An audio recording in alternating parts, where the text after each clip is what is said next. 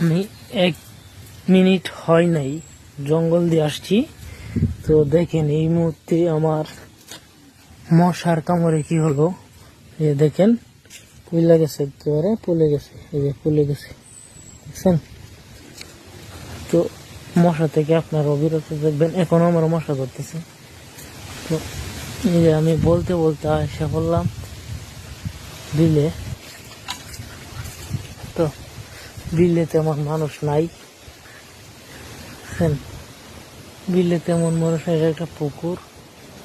এই দেখেন বিল, ওই যে দূরে দেখা যাইতেছে একটা ব্রিজ আছে। তো আমরা তো গ্রামের মানুষ কি করব, বিলে আসি সুন্দর একটা পরিবেশ দেখতে।